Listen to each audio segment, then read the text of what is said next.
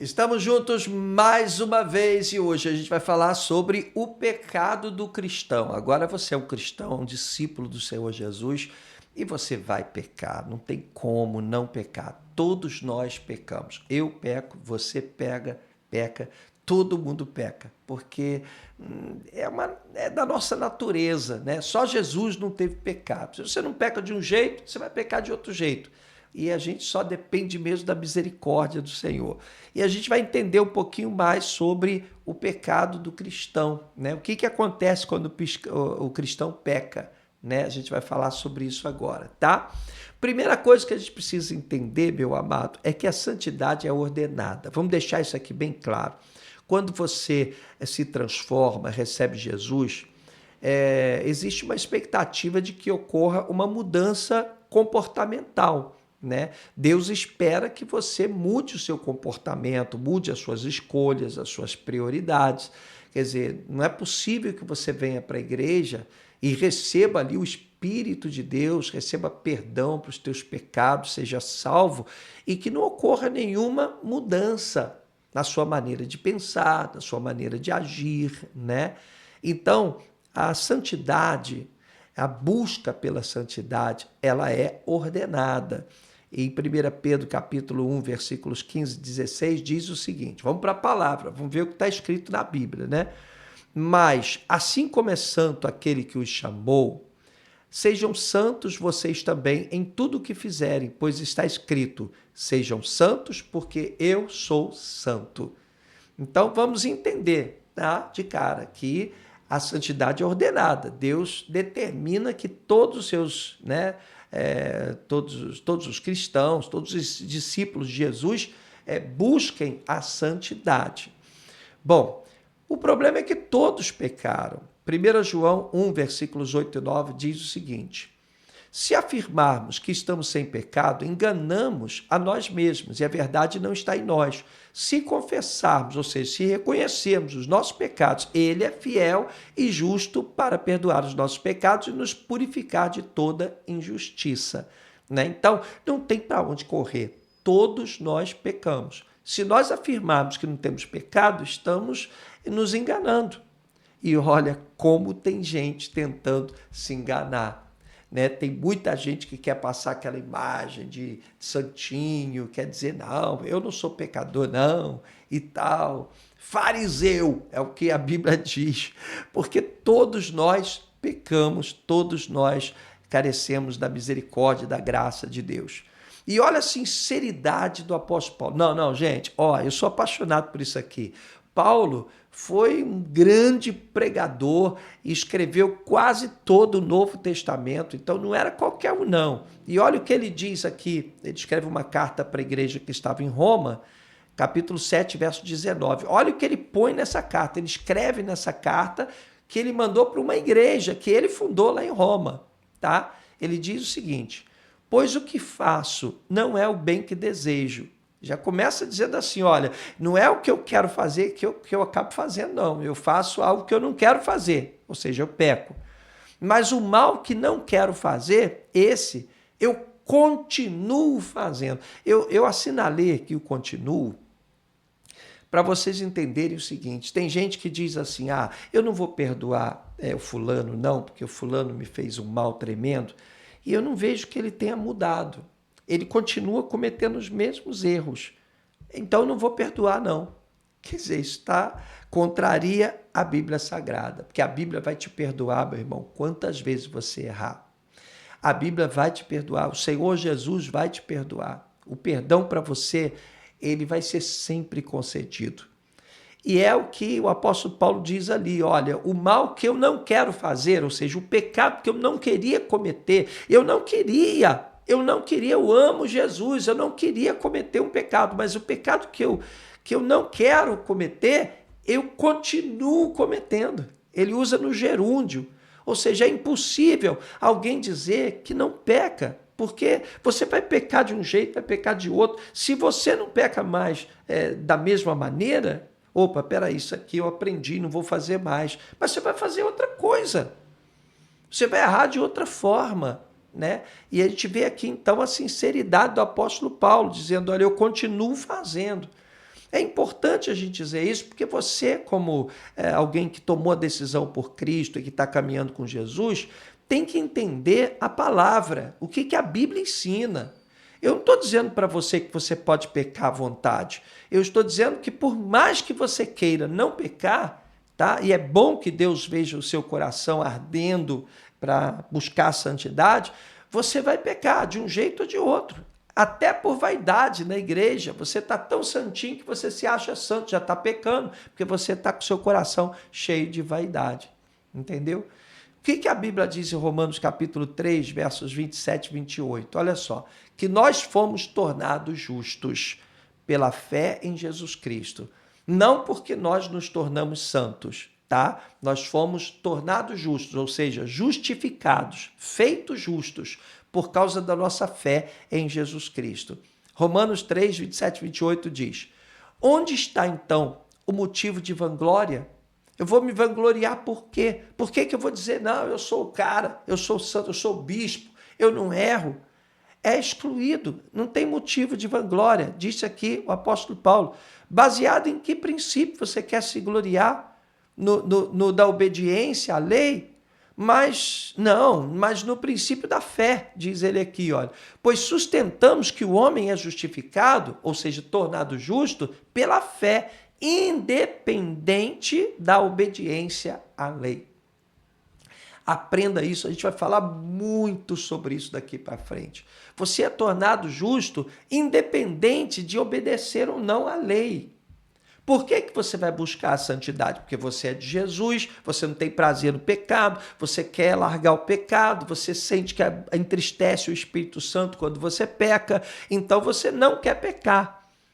Você vai pecar involuntariamente. Você é como Paulo disse, o que eu queria fazer eu não faço, e o que eu não quero fazer eu continuo fazendo. Entendeu?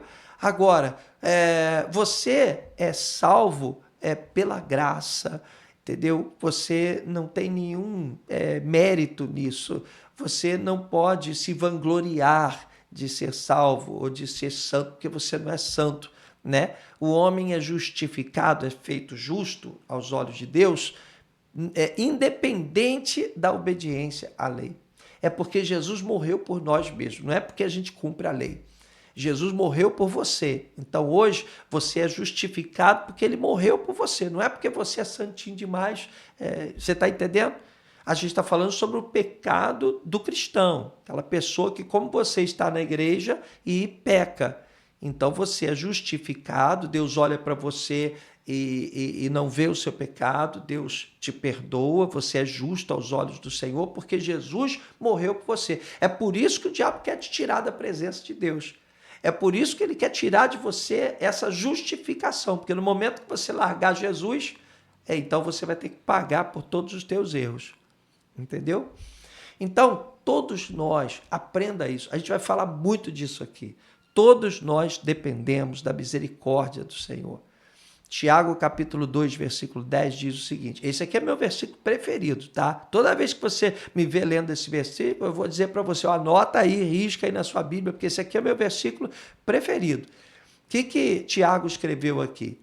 Pois quem obedece toda a lei, fez tudo certinho, mas tropeça em apenas um ponto da lei, torna-se culpado de quebrá-la inteiramente. Então, e aí, como é que fica? Se você errar um item da lei, é como se você tivesse errado a lei toda. Então, meu amigo, ninguém é santinho, ninguém merece nada, ninguém pode dizer, não, eu jejuo, eu oro, eu fujo do pecado e tal, mas se você errar um item da lei, é como se você tivesse quebrado a lei integralmente. Então é só misericórdia mesmo do Senhor. A nossa salvação é por misericórdia. Se nós fazemos a obra de Deus, é por misericórdia. Se tomamos a ceia do Senhor, é pela misericórdia do Senhor. Se subimos no altar para tocar um instrumento, para fazer, é misericórdia do Senhor. Isso a gente...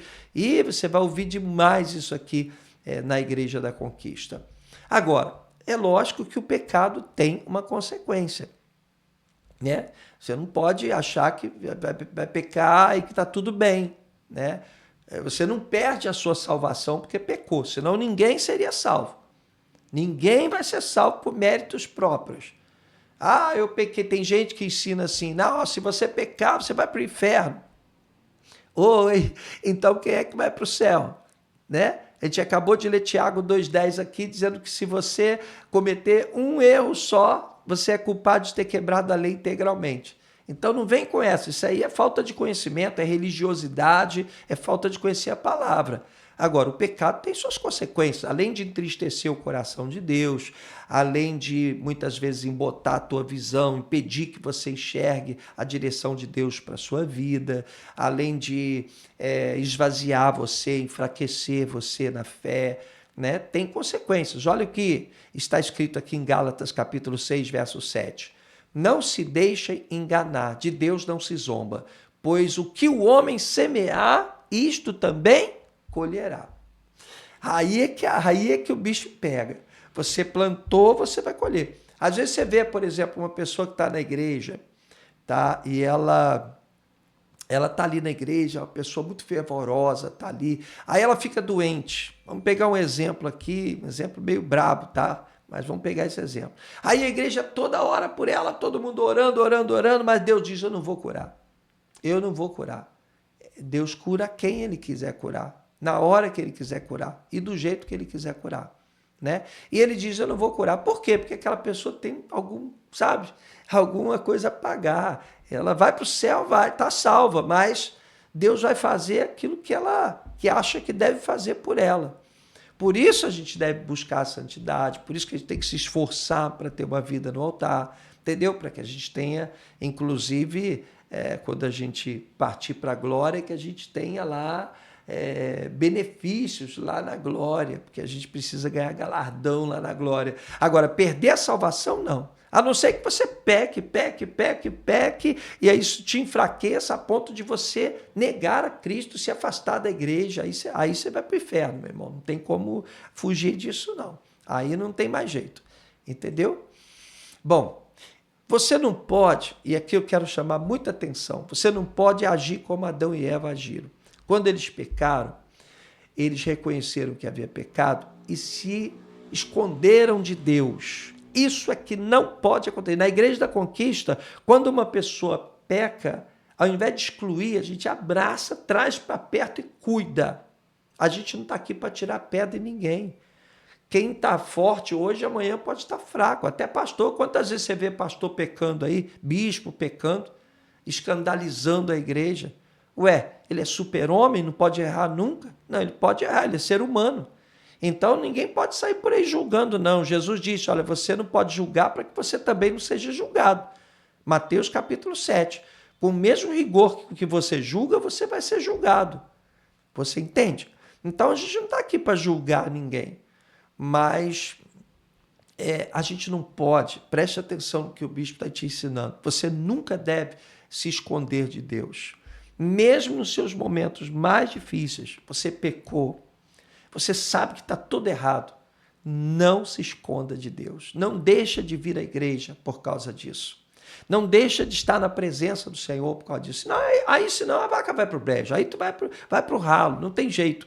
Você não pode se afastar da presença de Deus. Se você tiver uma boa fase, estiver lá em cima, você está na presença de Deus. Se estiver mais ou menos, está na presença de Deus. Se você estiver mal, estiver lá na lona, todo errado, todo vacilante, Deus quer que você esteja na presença dele. Não saia da igreja porque você errou.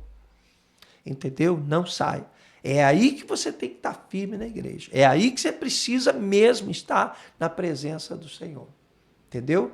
Lembre-se, se você não errar de um jeito, você vai errar de outro. Então você errou. Às vezes um pecado que você acha que é muito grave fica te consumindo.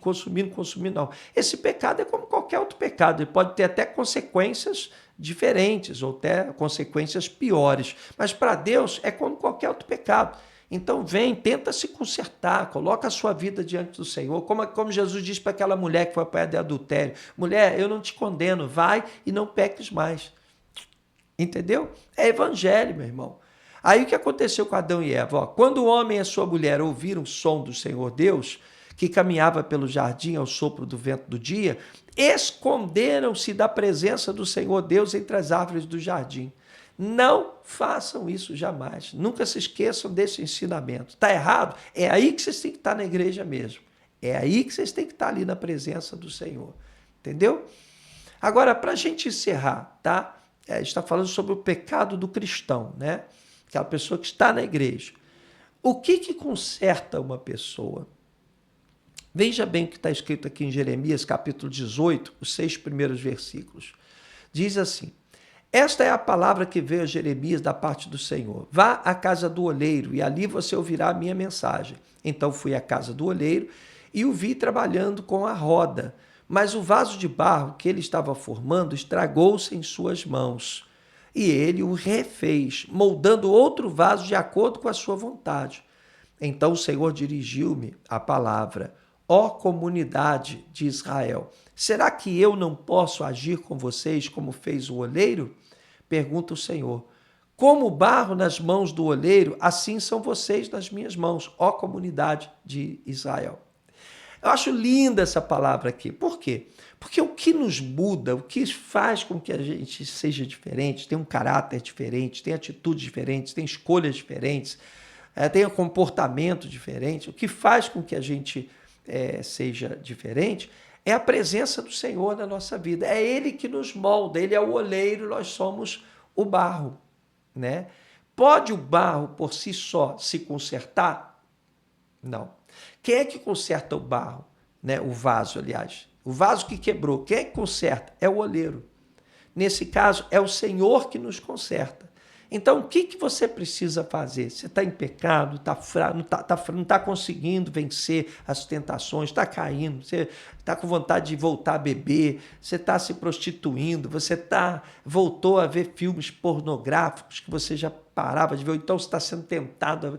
Sabe o que você faz? Se enche da presença do Senhor.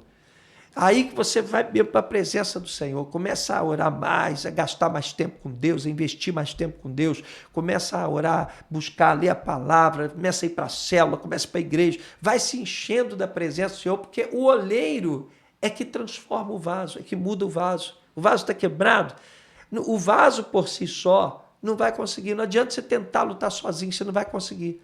O que vai te fazer ficar firme, forte, é o oleiro que vem e vai consertar o vaso. Entendeu? Isso é interessante demais, né? Então, o pecado do cristão, a gente tem que tomar muito cuidado, porque a religião gosta de atirar pedras, né? Vamos jogar pedra nessa mulher porque ela foi apanhada em adultério. Você lembra lá de Jesus? Vamos jogar pedra. Aí Jesus disse o quê? Quem tiver sem pecado algum, atire a primeira pedra. O que aconteceu? Ninguém atirou pedra. Foi, ó, cada um foi vazando lá, foi todo mundo embora. E Jesus disse: cadê os homens que te acusavam, mulher? Ó, ninguém me acusou mais não, ninguém me condena mais não. Foi todo mundo embora. E ele disse: eu também não te condeno. Vai e não peques mais. Entendeu? A gente tem que estar sempre esforçando para não pecar mais. Mas olha só, preste atenção. Você não pode se deixar abater porque você tropeçou, caiu. Você tem que ter maturidade para entender que você está no momento de fraqueza. Opa, pô, eu bebi ontem, cara. Pô, não devia ter bebido, cara. Pô, eu já tive problema com bebida. Não... Caraca, nossa, eu tenho que mudar isso. Aí você, ao invés de se afastar de Deus, dar uma de Adão e Eva, eu pequei, não quero mais ir para a igreja, Não, você faz o contrário. Aí que você vai para a igreja mesmo. E se você puder, conversa com o seu líder de célula. Se você confia em alguém, você chega, pô, me ajuda em oração, estou fraco, estou precisando de retaguarda de oração. O teu discipulador, se você tiver um discipulador, existe para isso, para cuidar de você, para ser a sua retaguarda, entendeu? Não tenha esse negócio de se esconder, de deixar de fazer a obra. Não, eu estou lá na recepção, mas não posso ficar na recepção porque essa semana eu errei. Não, se conserta, meu irmão. Errou, conserta. Vai lá, faz a oração, conserta e vida que segue. Porque se você não errar de um jeito, você vai errar de outro. Entendeu? Então recebe essa palavra, porque a religião é cruel, hein? A religião joga pedra mesmo, te joga para baixo. E isso pode ser, inclusive, uma arma do diabo para te afastar da igreja. Tá? Porque não tem quem não peque, não. Tá? Se você não pecar de um jeito, você vai pecar de outro. Tá bom? A gente vai falar muito sobre isso aí para frente. Aí, se você tiver alguma dúvida, conversa com o seu pastor, conversa com o seu líder de célula, tá? Procura alguém que possa te orientar, o teu discipulador. Deus te abençoe, tá? Te vejo no nosso próximo vídeo.